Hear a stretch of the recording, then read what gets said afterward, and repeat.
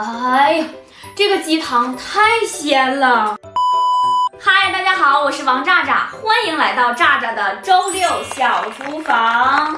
我这一看呢，我现在也是好起来了。那小鸡儿的厂家都开始给我邮寄样品了。这儿呢，山东的散养老母鸡，那家给我邮来了，我今天给化开了。不是那咋的？那是看我气血虚呀，想让我补呀。行，既然它这么盛情，那我也难去。今天咱们就炖个老母鸡汤，看看它这个鸡咋样啊？开整。他把这个里边这个内脏乱七八糟都给你整干净了啊，咱再简单的给它处理一下子。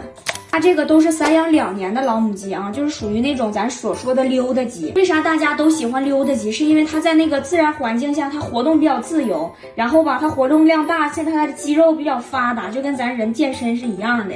哎，你肌肉发达了，那它这个肉不就紧实了吗？然后他说他这个每只都在2.2斤左右，太小的吧，它没长好，它肉太嫩；如果太大的话，它肉就发柴，所以它这个斤数就是控制在1.5到2.5斤之间是最好的。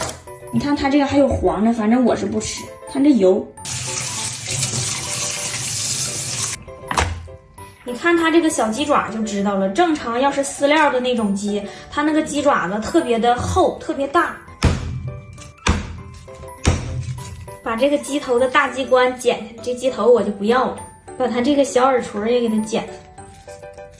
嘿嘿，剁完之后再给它洗一遍啊，然后冷水下锅把这个鸡肉焯下水。这个鸡焯变色了啊，我看它这个血沫还真的是挺少的。然后我就不准备给它换汤了，直接用这个蜜勺把这个沫给打掉得了。你们经常做饭的，家里就买一个这种超细密的小勺，它就能打沫打油，特别好用。然后给它少来上1丁丁的料酒，来一点姜片，小火慢炖啊。你一次性把这个水加够了，它这个是老母鸡，至少要炖2个小时以上啊。等着吧。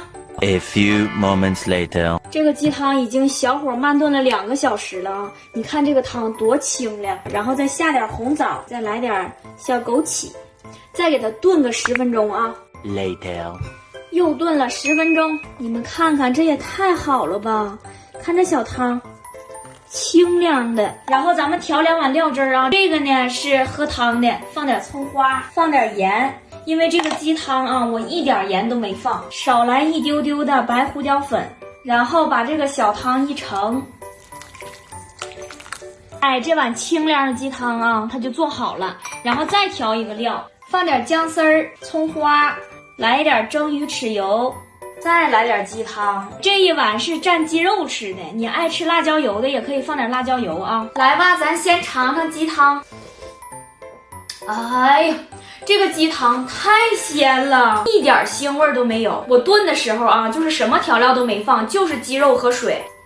咱尝尝那个鸡肉啥样啊？我特意留了一个大鸡腿没切断。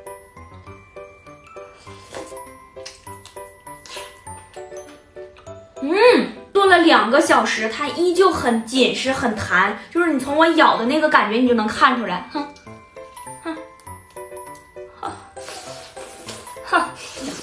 虽然它没放盐，但是真的老香了，不愧是溜达鸡呀！这小鸡肉就是紧实，这个小鸡儿真的不错。我觉得就是你家里，比如说有老人呐，有小孩有孕妇呀，包括咱们女的，是不是气血虚的呀？1周整上1碗，又营养又好喝，对不对？你熬上1锅，全家都能喝。而且这个鸡肉你蘸点汁也嘎嘎好吃。这个经我测评，我觉得真的可以。给你们挂在左下角链接了啊，你们喜欢的去拍，然后就按照我这个方法做。不好吃你来打我来。